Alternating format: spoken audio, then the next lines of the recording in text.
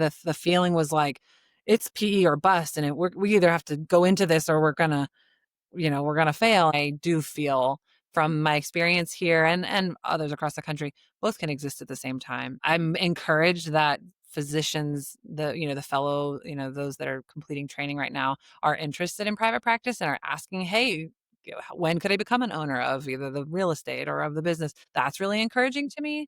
Where I think 10 years ago, I had fewer of those experiences, where people really just wanted to come in and have balance and kinda clock in and clock out. So I think that's changed a bit, with this kinda current generation. So that's really encouraging.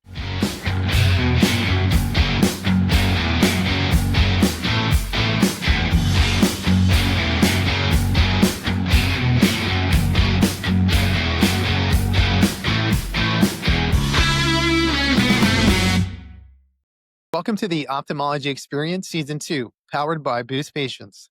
Today we're joined by Julianne Jones. She's the Chief Operating Officer at Eyecare Center of Northern Colorado. With over a decade of experience in ophthalmology and a certified ophthalmic executive credential, Julianne focuses on streamlining operations, strengthening teams, and also enhancing patient care through innovative management. Julianne, welcome to the show. Thanks for having me. Glad to be Yeah, here. absolutely. Really nice to meet you. I have seen your name pop up in a few places, so I'm glad that we get the opportunity to talk over this podcast, maybe pick your brain a little bit, share a few ideas, because I know all of us in the ophthalmic management space, we're always looking for ways to do things a little better, a little more efficient, and sometimes just unload a little bit of our stress from the day or the week. Uh, but it's nice to hear from others, or at least know that others are in the same boat as you are, right? Definitely. Yeah.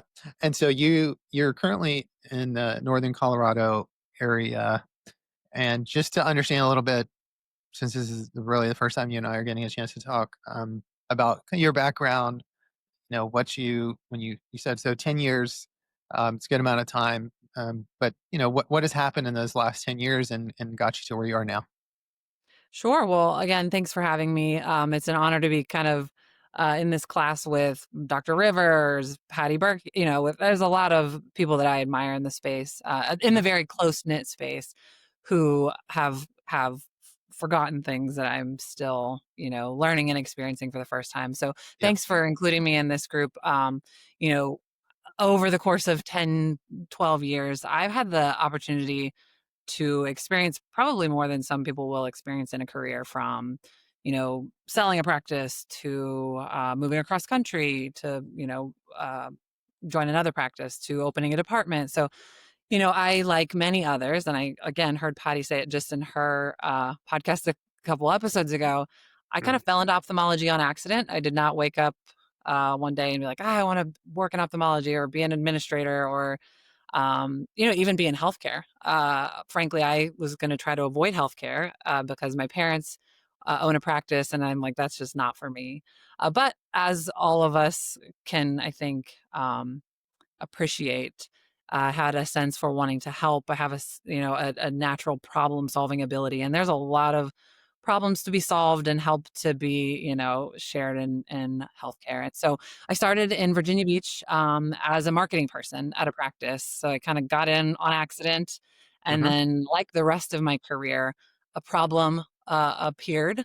The administrator at the time got in trouble, and the owner had enough experience with me that he's like, "Hey, you want to step in and take this over?" And at the time, I'm like 23, 24 years old. And, Mhm. you know, the logic is screaming, no, don't do it. Just stay in the marketing department. And then the heart and the appreciation for, a private practice, single owner, and the struggles when you lose when you lose an administrator, right? We Mhm. hold all the keys. We know all the secrets and the knowledge. And when you lose an administrator unexpectedly, it can turn a practice upside down. So I had the chance to step in and, just really, that was the beginning of my Yeah. career. And Dr. Garrett in Virginia, he really invested in me, and ASOA was a huge part of that. And I got to go to every conference just in my first couple years that gave me the opportunity to meet the titans of our space. And so Mhm, from there, one of the things that I am passionate about, and in my current practice, is staying privately owned. So mhm, I had the experience in Virginia of starting privately owned, and because it made sense for him, helped him, went through due diligence and sold the practice to a PE group. And that was a experience, and offered me the opportunity to, I think, really compare the two. I had the opportunity to kind of move into the PE group and chose not to. And hindsight and more age and wisdom has given me more perspective. But sure. yeah, so I Uh, from one private practice ophthalmology group to a second in Columbus, I worked for a pediatric group in a hospital setting. So that was an entirely different situation, mhm, through COVID. And then from there, have now out in Colorado with a multi-specialty privately owned group that is doing big things and trying to fortify ourselves in this very very busy growing area. mhm.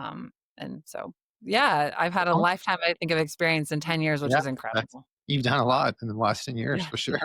yeah, yeah. What brought you from the Virginia and then that area to the hospital to all the way across the country, really to Colorado?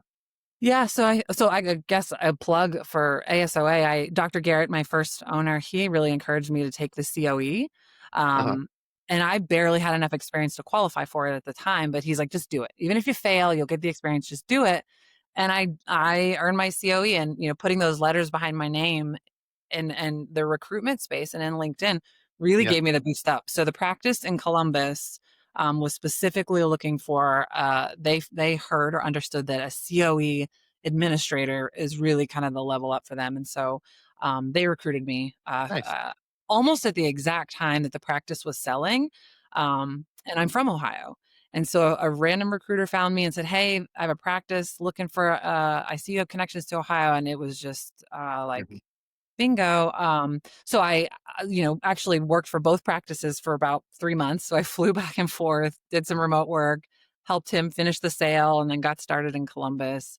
And that was a much different experience, working in a hospital setting, um, with physicians that were attendings in the hospital and were training fellows. Like that's totally different than I think a Right, private practice administrator typically has experience in. for sure.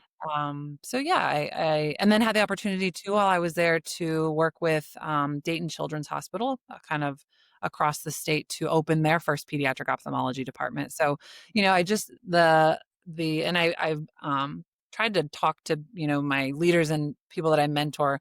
There's so the need for great leaders and for problem solvers and for helpers is so great, and if you can, you know attach yourself to the right people and the right organizations, like the opportunities are endless. And that has been my Yeah, experience. And even just, getting to sit with you today, like yeah, this yeah, is the type of stuff that we administrators need to stay connected to and look for because um, it's compounding. yeah. Agree.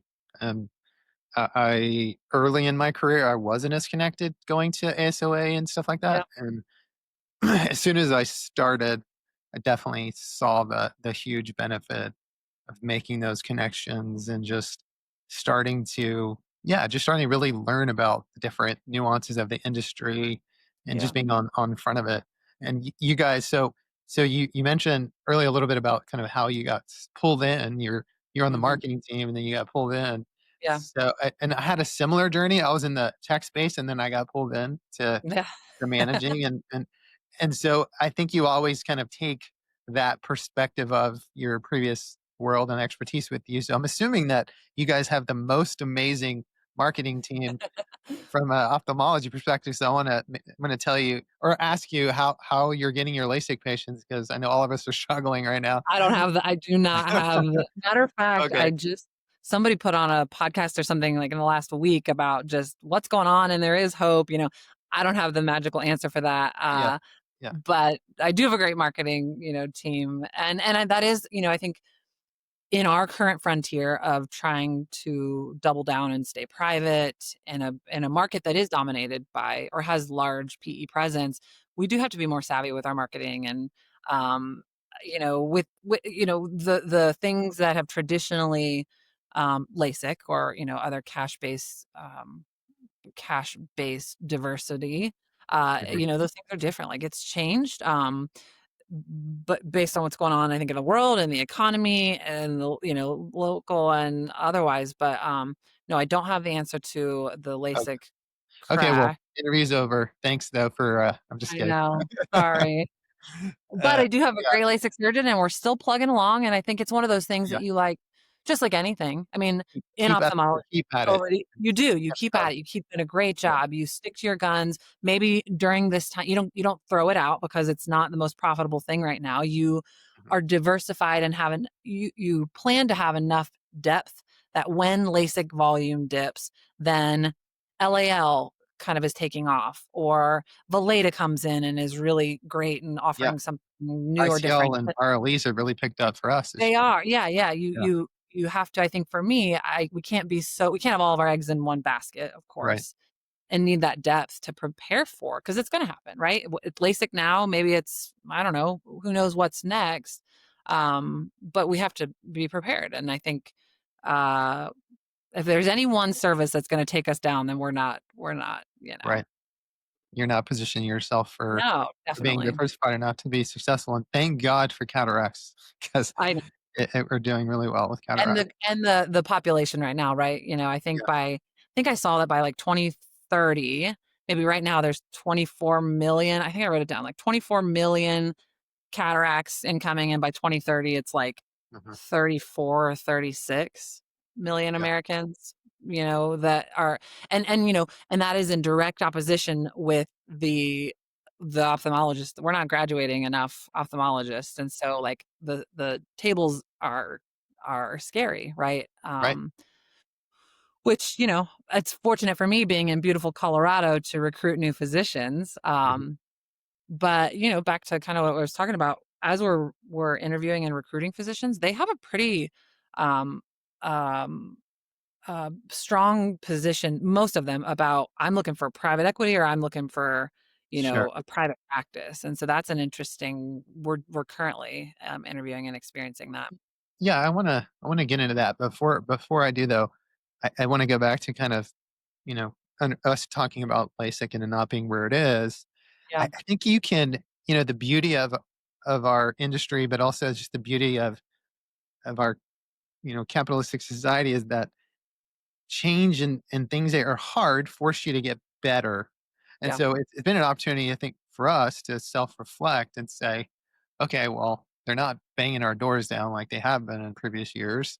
And so how can we like what are we really are we putting our marketing dollars in the right place? Are yeah, we giving the experience at every single touch point that we are proud of? And it's yeah, been a little more self-critical and to make sure that we are the best version of ourselves so that when the market turns that we emerge stronger and the ones who don't might get squeezed out and so that's where we have to make a decision, right? Not to pull back, but what's our strategy for the longer term, right? definitely. What are we doing right now to sustain, and then how to? Yeah, I mean, I think, um, like with any change, I think good practice is a good admin. We're looking at ourselves first.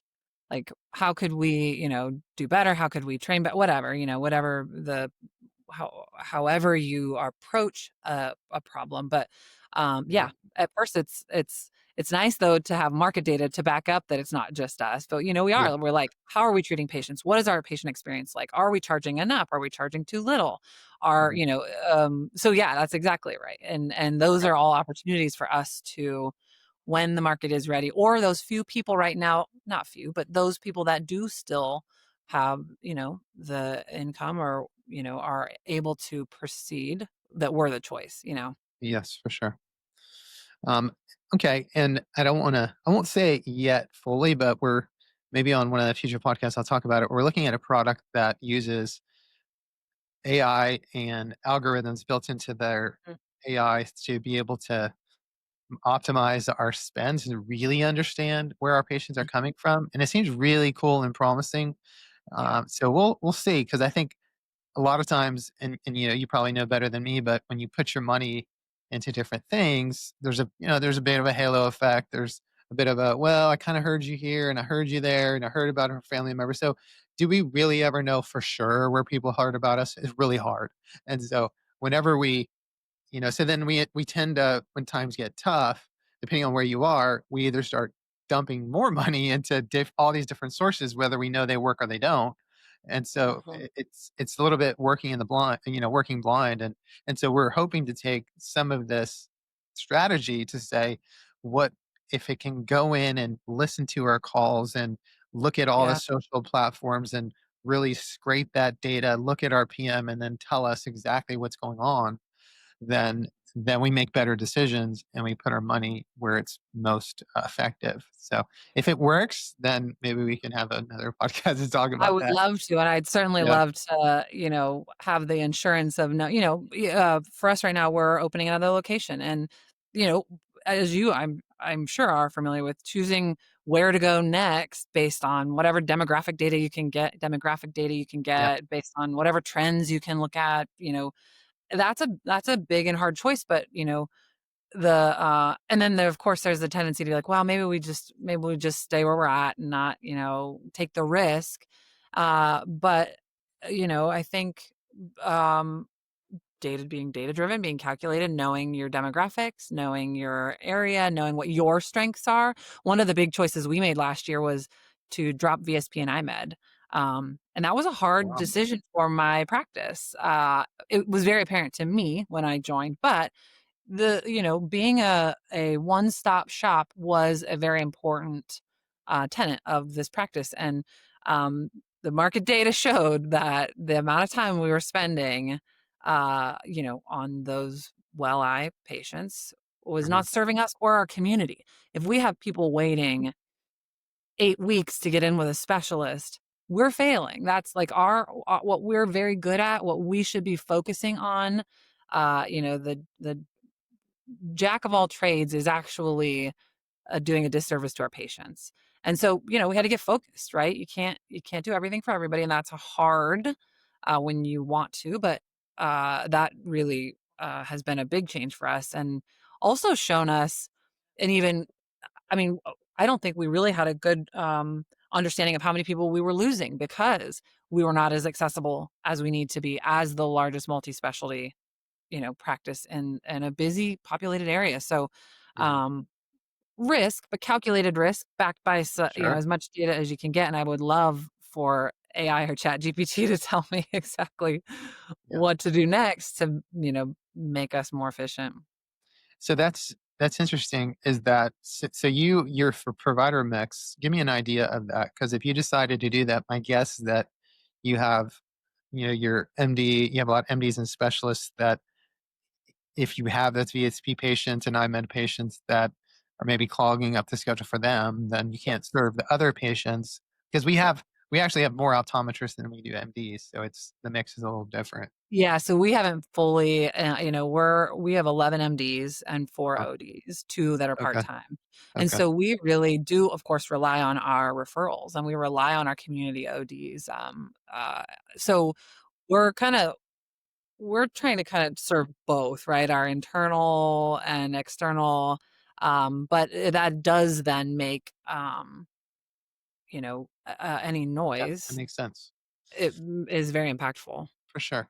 Yeah, and that's a good point of being intentional about what your practice makeup is, what your Mm. market demand is, and not just doing a big cookie cutter, one size fits all Yeah. approach, or what you feel comfortable with, or really having that data to understand your risks of the Yeah. different choices that you might make. Quick break brought to you by Boost Patients. If you're listening to this podcast, you're probably a physician, a practice admin, or maybe someone on the marketing team, and you really have a singular goal. You want new patients, more consults, higher surgery volume. And oftentimes, when you want that, you think immediately about marketing, spending more on marketing, investing more in marketing.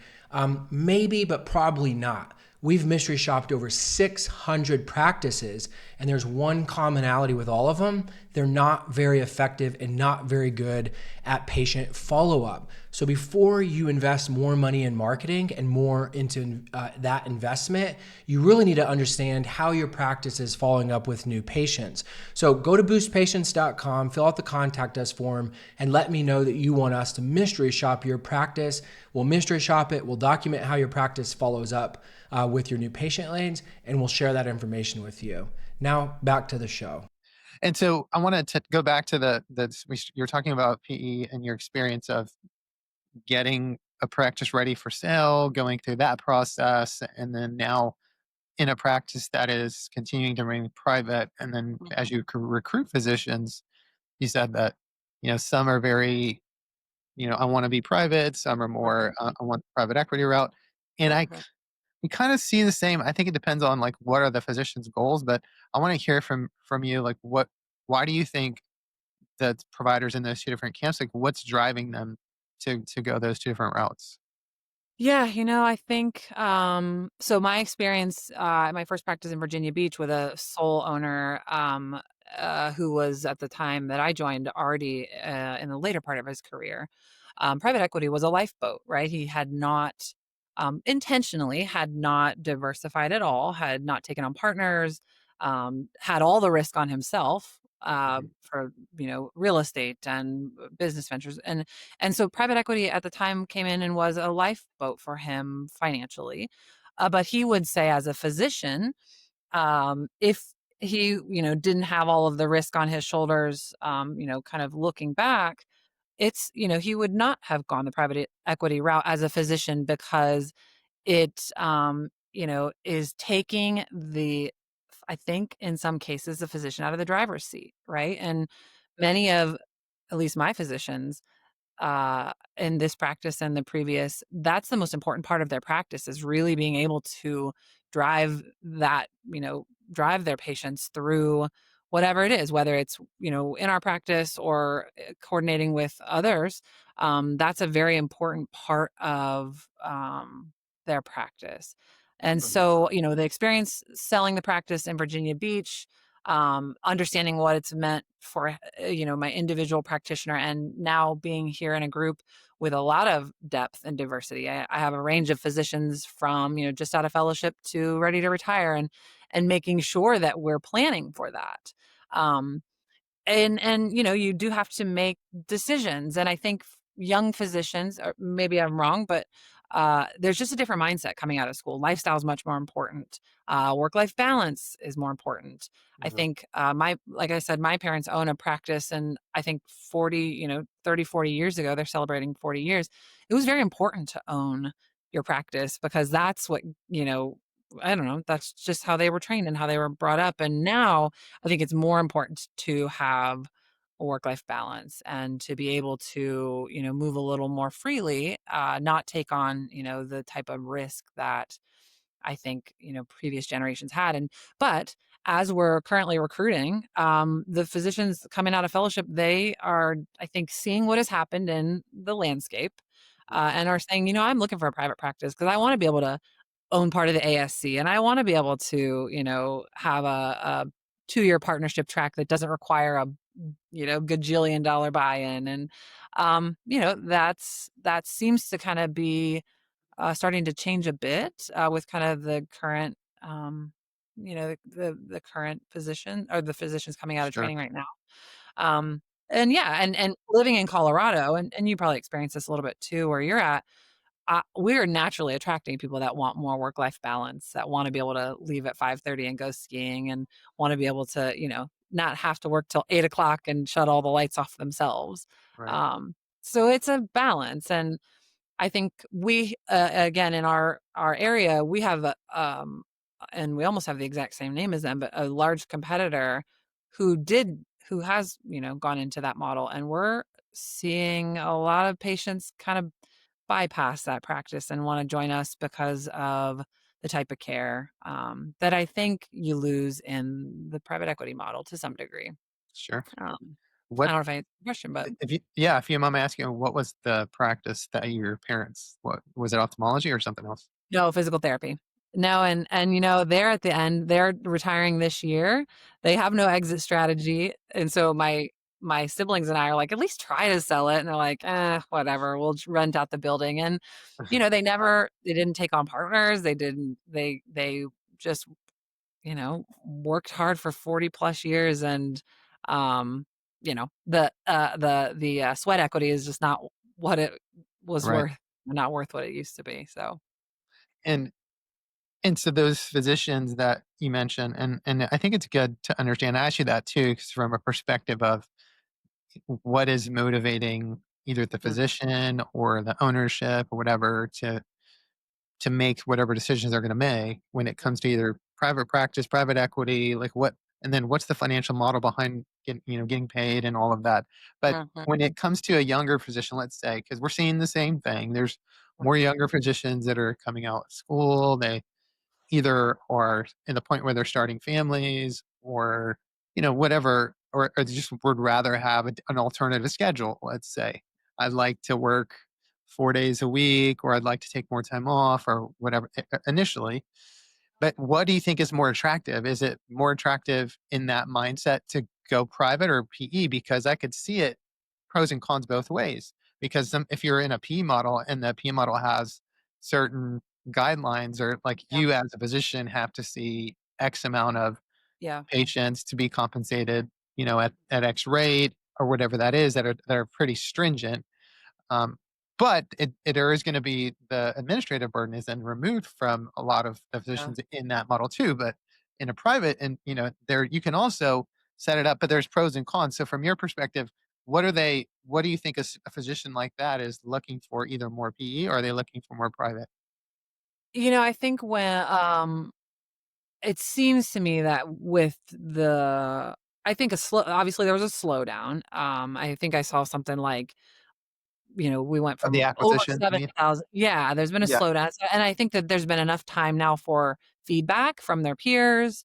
But I think culture and quality of life goes beyond just being able to leave at 5 o'clock. I think them being, data driven healthcare, it is important, right? It's important for us to run efficient practices using data. But I think, when physicians are required to make medical decisions based on financial goals, that's where we lose I think the patient focused, patient centric care.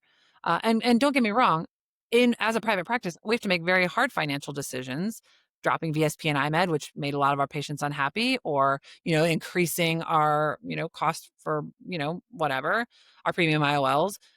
But I think that's where the quality of experience really has to, come into play. And what I think physicians, when they're saying, I want private practice, it's not just about quality of life, Mhm. or it's about them directing the care and not being told, hey, you have to hit this quota, or Yeah. hey, you have to use this, Can't use um this machine, or yeah, yeah, exactly, you use whatever. this injectable because Mhm. this is, you That's the know lowest price one or whatever. Yeah. yeah, and that's a Yeah. very hard balance. Yeah. But I do Yeah. think the pendulum's kind of swinging a bit to, there's been enough feedback from the big, last acquisition cycle, that these newer physicians are really, Yeah. you know, And they're probably not all created, and I know for sure they're not all created equal, right. because I've heard different situations when it comes to P acquisitions. I've heard some people that are like, "Yes, this is amazing. It's the greatest thing." Yeah, Not a ton of those, but there's some of those people not a that ton. say that. There are. And there's, some that are kinda lukewarm, and there's some that are like, "Never, ever. I'll never get in that situation." I think I've talked to enough people now, and on this platform, and also just generally, that it really depends. Like, it's very dependent on who you partner with, and then what kind of agreement you start with in the beginning. Like, I've seen more P groups that have more of a physician ownership retainment Head group. Yeah, yeah. model, where there is some buy-in and decision making left with the physician leadership, which I think could be helpful for a little bit of kind of ebb and flow with that decision making model that you talked about. Mhm. But from your, because you've been on both sides, what are some pros of going PE, if there are any, from your perspective? And then what are some cons, which might be a pro of staying private? I mean, I think the obvious one for me is, just as a new physician that's already taken on a lot of risk, however they obtained their degrees, it's risk mitigation. It's diversifying your, you can still own things without taking on the full burden of the risk. Um, I think it's, not all private groups have, multi-specialty groups may not have every specialty. And so the connection to other specialties, which we really value, Mhm. is very important. It's important for patient care. Um, and, in some areas, certainly it makes sense, I think, in certain demographics, or certain areas than others. But I think I see my physicians, the ones I think that really thrive are those that are connected and have resources, whether in their specialty or others. Um, and then also to access to, like, to be able to not every private practice can afford to bring on LAL. Not every practice can afford to, offer some of these things. And so in a PE group, you're certainly going to have better access to the full range of, what might be best for your patient, right? But You money, may not have essentially. what's best for your patient in your private practice because of just the limitations. And so there are certainly, I think, pros to it. What I really am recognizing is that it really has to do with where the physician is in their practice Mhm. Like in their life career. in their Yeah. career. It really does. And there can be big mismatches, right? A young physician who really, there could be huge mismatches in the PE, the group's goals versus the physician's goals and where they're at Mhm. in Right. their cycle. And so Yeah. I think And and that's like an important thing even just for the rest of my staff is in the right seat on the right bus, going to the right place. And we talk about that all the sure. time.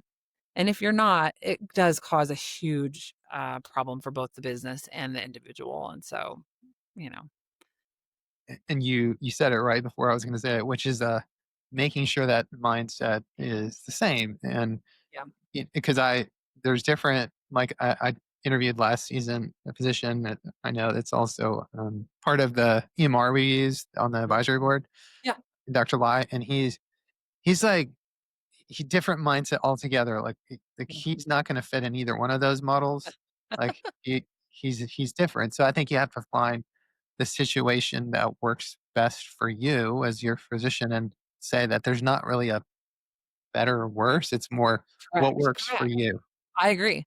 And I think that micro for the individual physician, but then macro for the practice. Like there are some practices that this is a great fit for and some that there aren't. And I think that that's what it boils down to is as we administrators are trying to guide our practices in the right direction, it's really asking ourselves what is the right fit for us. Who are we? What do we want?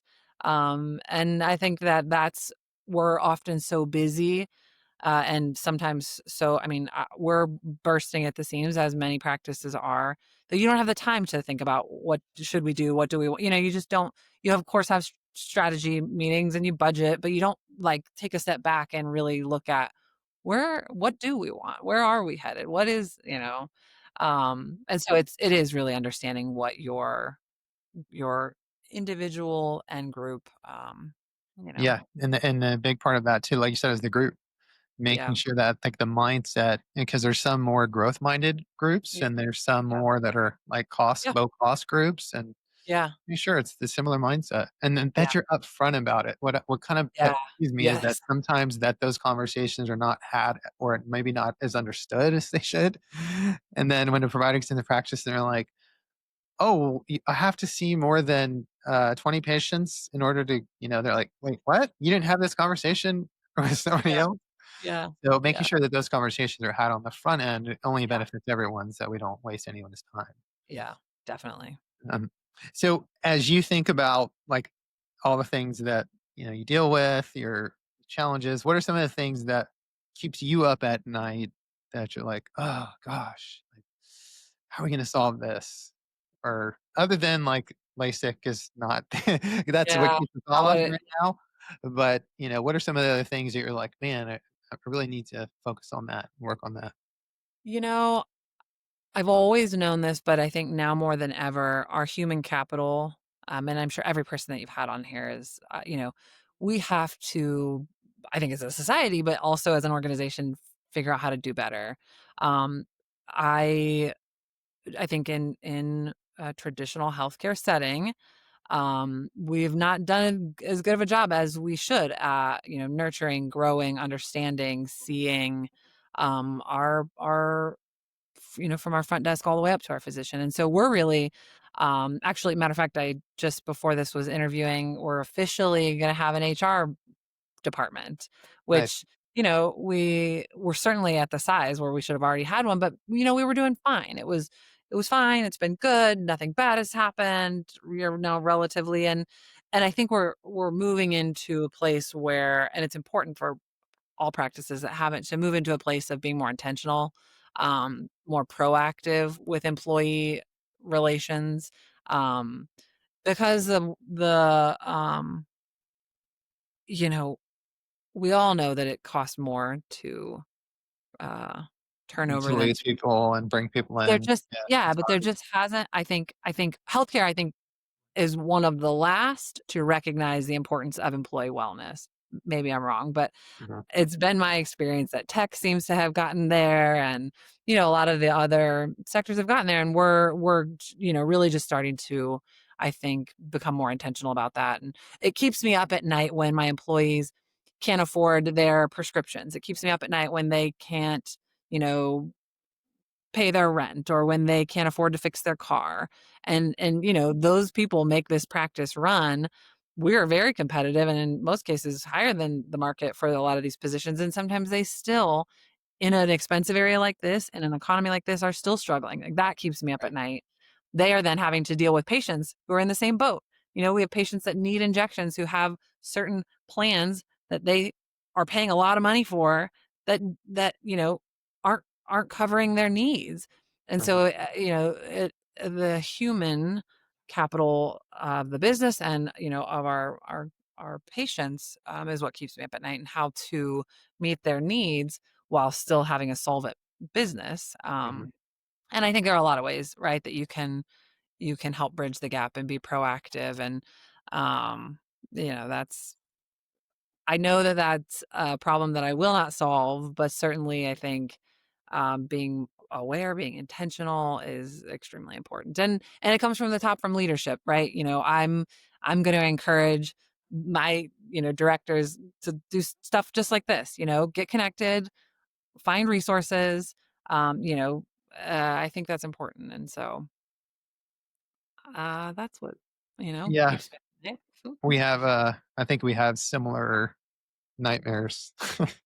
Well, slowing I, down, like yeah. telling one of my I had a director in here that definitely had strep throat, and was like, "Go, like, you don't have go home, please. Like, your department runs so well without you," which, Mhm. is a testament to your great work. But we're just all trained and bred to, like, just push through it and get here, and don't slow down, keep going, because you have to, because you don't want, whatever, the bear chasing you to catch up, the Right. reimbursement, the success, the whatever. And culturally, we don't ever slow down. And our patients feel that, and our business, responds to that. So Right. that's definitely what I'm working on. It, and it feels like, and it sounds like you have the same kind of like tug and push and pull on internally, that Hmm. you study for your COE, and you read the resources and you read the books and you look at the ratios. Like, let's just use an example you gave. Percentage of staff costs as a percent of revenue, Yeah. and you're like, I know where I need to be, and you're looking at where you are, and you have employees that are in those situations that that they're having a hard time getting by because Yeah. the world is so expensive. It's just the realities of real life. And so you, as the business leader, are looking at these tough choices and saying, gosh, like, that the numbers person, I'm looking at my financials, and I know that if I give people more than X percent, or I continue to go down that path, we're putting ourselves in a precarious position. But Hmm. I know the human side is that these are really hardworking people. And how do we do right by these people who are making our practice engine run and making sure they're compensated? I always tell them, I'm like, I want you to make more money. I Yeah. want you to ask me those questions. Ask me, please, Yeah. because then I can explain how to get there and how you contribute. So, to your earlier point, I think it's getting the right people on the bus, and making sure that you have a good combination, not too many, but the right people who buy into the culture, that can differentiate your practice, and then you as a practice are more financially successful, then you can reward those. And then also being honest about it, just saying it. We had this other idea recently, which was to have, because employees were wondering, like, how are we doing financially? How are Mhm. we, are we getting bonuses this year? Those kinds of questions that they ask. So we decided to do an internal podcast. I was like, hey, I'm already got Oh, a cool. experience doing podcast. So what if I did like a little short podcast with a leadership team internally, ask some of the questions that I know they want to know. And so we just did it a few weeks ago, and a lot of employees have appreciated just the open and honest conversation that Yeah. to have to say that. I'm a huge proponent of just saying it up front. Just it Yeah. is what it is. Like, I would rather Yeah. you tell me what Yeah. it is, and then that way I can make a decision based off that information. Yeah. So I feel like as you're talking, maybe I'm kind of like using you as my like sounding board and therapist a little bit, because it's a daily struggle of that, like wanting to do right by them. Well, and the genuine interest in their well-being, it shows, and Mhm. I've had a crazy enough personal journey that my staff has gone on with me, when they believe that their leaders are humans, are going through real things, are genuinely interested in their well-being. They I'm often surprised that people what people choose to stay and leave for, why they choose to leave, why they choose to stay. And very frequently it does not come down to the extra dollar, $2. It comes down to, what they do the people that I work for actually care about me, care if I exist, care, about my opinion. And so, I think you can't fake that. I think that's one of the reasons that I've been able to be successful is because it is what it is. Like you said, here's what it is. Here's the reality of it. Like, I'm doing my best. And I remember, really getting into my first leadership role and recognizing, like, these people that have been above me for, they don't have it any more figured out than I do right now. And so, I I can, I can do this. And I just think giving employees that perspective, like, hey, I don't have this all figured out. I'm doing my best. It goes a long way and makes a big difference. 100% agree. I Yes, know. it feels like we're just, maybe that's what ASO is. It's just one big therapy session where we can It just is. You're not the only one with issues. You're not the yeah, only one who's, like, glad it's Friday and all of your employees are, yeah, like, half shutting down, and no, yeah, it is, and I think that that's, not to continue to plug ASOA, but, isolation, and they've proven this in mortality studies, isolation is a killer, right? And detrimental as a to everything, I your mean, health, it is, everything. for a practice, becoming isolated would could and would kill your practice. As an administrator, becoming isolated is gonna, and so I think that that's a really important thing to remember, that resources, whether it's ASOA or a podcast like this, like, that's the fuel that I think should keep us going and does keep us Mhm. going. And maybe it's to complain, or maybe it's to get a new idea or get help with something, and, just to not get to the point where you feel like we're the only one who is experiencing this LASIK thing. And, that's important. For sure. Made a big difference in my career for sure. Me too. I think even some of the most impactful times at those meetings are just between classes or walking around on the vendor Yeah. floor, just having the meeting Yes. people. And I love Yes. just, going up to different booths and, hey, what do you do? And what do you do? And Yeah. then you start getting it's been, now that I've been gone for a while and been doing this, now it's like, hey, I hear my name. And it's like, and then so now it's like, I get tired. You got to kind of like, I you got to make know. sure you have enough energy and you know how to, Yeah. you know how to navigate Yeah. that whole process of having a million conversations. But it's super beneficial for me. Well, and Uh, I was thinking about you before this podcast. I thought, if I had to dedicate time to doing this, which, bless you for yeah, doing this. I'm yeah, like, for me to even sit down right now during my lunch hour to do this, I yeah, feel kind of guilty. It's great. It's a really good thing. But I thought, gosh, for you to commit to doing something like this, that's a really good, like, I need to be intentional. I need to slow down a little bit, whether you're doing it for you or for your practice or whatever.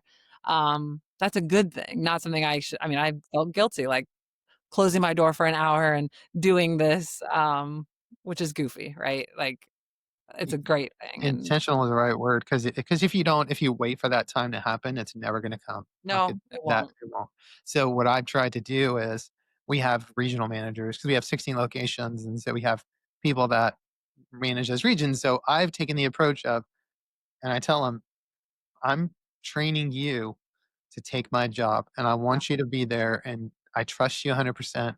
And so what that's creating is ownership in those individuals, and so the now I feel like they've got to a point where they're now if it's unless the ceiling's burnt, falling in or yeah, buildings burning, they're not calling me as much, and I can now be more strategic, talk yeah, to people like yourself, and I've said this multiple times, I do this a little bit selfishly too because I wanna ask questions of other people, like, what are you going through?" So that I can learn, grow. Because 'cause I've never been one to be fearful of saying, "Hey, what are you doing well? Can you tell me what yeah, you're doing well?" And giving the opportunity for people to speak because you have great ideas and people have great ideas that we wanna that I wanna hear, and I want to give you the platform to do it. And people tend to like to talk about what they're doing in their practice. I've noticed that tendency about people, just generally speaking. People like to yeah. put their stuff It's out a there point of and, pride for you sure. know, and so Eh, just let me know what you're doing. well, and I love, I'm talking to my leaders about the exact same thing. And I came across a quote a couple months ago about you're not a good leader until you can create a good leader. And I shared that with them in one of our meetings. And now they're all like fired up about who they're creating and what they're creating in like their who's going to replace them. Not, just that mindset For of, sure. I'm not a good leader until I can create a good leader. And I look at you guys the same, and that's just maybe it's kinda, plays to that kinda competitive side of a lot of us, but that's been a fun kinda concept for us to, talk about, and who are you cultivating? How are you cultivating? If you disappeared tomorrow, would you trust them to do X, Y, and Z? And in a lot of cases, we're like, "No, no, no, I need to be there, I need to be in control of that," and those are the things that we really have to look at, then, we're holding them back and probably our organization too. So that's been a fun concept to kind of dive into and study with them and you know, get excited about. And that can be hard sometimes with competitive Yes. positions because Yes. a lot of it, it's, "What about me?" Yeah. Yeah. Yeah, it is. It is taking the me out of the equation, and that is a hard thing, especially for I think people who are inclined into these type of positions is we're so used to taking all of the responsibility all of the time. And giving any of that up that's tough. But, is important, and teaching other people how to do that is tough, is I'm learning still. And I know there's no perfect compensation model, but I'd love to hear different ideas from people about a model that helps to promote personal production and performance, yet also maybe even more so promotes company performance and patient care, right? Because it's sometimes you try to find the balance between those two things and that puts physicians based off that model, it'll create the culture of your organization. Because if you're fully eat what you kill, For then sure. everyone's going to be eating each other because they're trying to do Yeah. more for themselves. But if you're in a model where it's like no production base, it's more kind of set salary, then maybe there's not as much motivation to do a little bit more.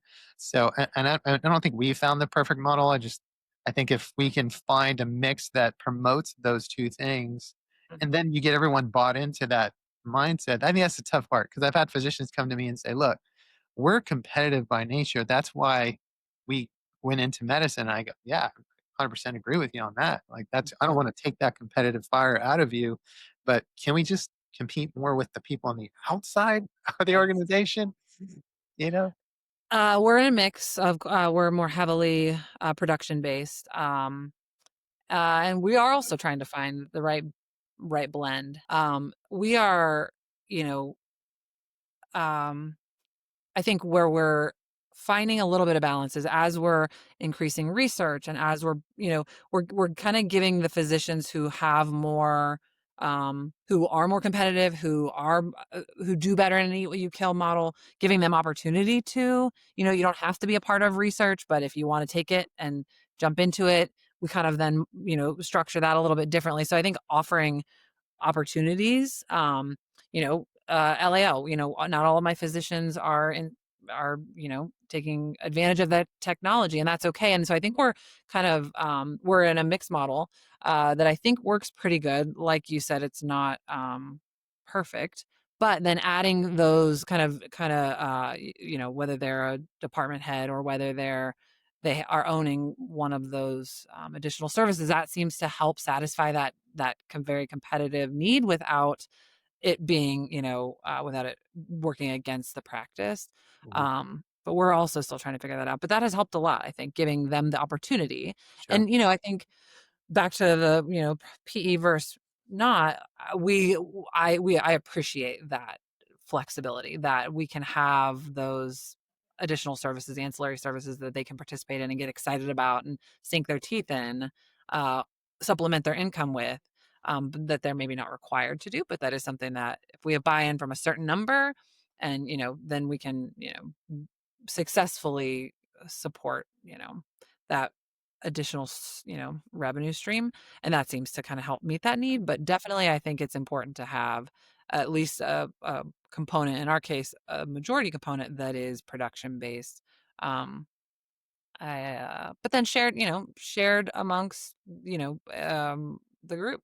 Uh, so it's a hard, we're all so, It is, I think it's going to be a work in progress forever. yeah, yeah, yeah, yeah, definitely. So having your experience and just what you've been in. So looking ahead, what gives you hope for the future of independent private practice ophthalmology, and what would be one piece of advice that you would share with someone or a practice that's trying to lead through these challenges, or that's coming up to decisions of should we sell or should we not?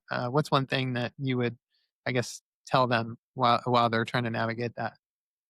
I think, and this has just come with time, both can exist really well together. Both things can be true at the same time, right? A PE group, and in our case, in very close proximity, both can exist and be successful Hmm. in their own right. I don't think, and I think those that are really, scared of the decision, at the end of the day, what's best for you is what's best for you, and that's okay. I think for a while there, the feeling was like it's PE or bust, and we either have to go into this or we're gonna fail. And I think that's kind of resolved a bit. And I do feel from my experience here and others across the country, both can exist at the same time. I'm encouraged that physicians, the fellow, those that are completing training right now, are interested in private practice and are asking, hey, when could I become an owner of either the real estate or of the business? That's really encouraging to me.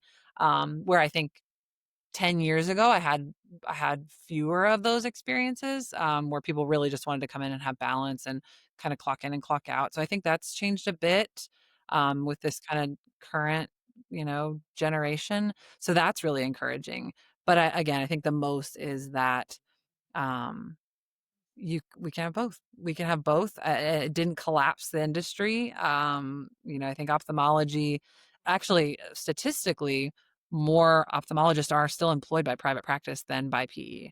I had to look that up, and it is still, ophthalmology is actually more heavily skewed than any other subspecialty or any other specialty in private, and so that's really encouraging. I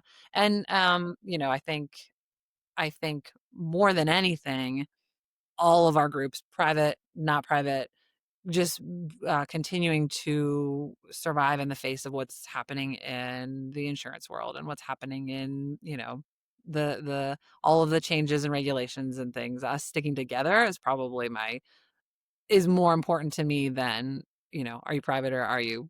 you owned by a, overlord?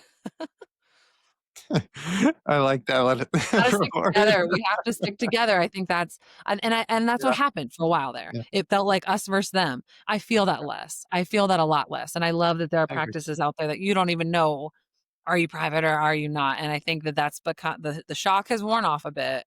And now we are getting back to, like, we certainly still consult and work with our, counterparts that are owned differently. And that's important, I Yeah. think.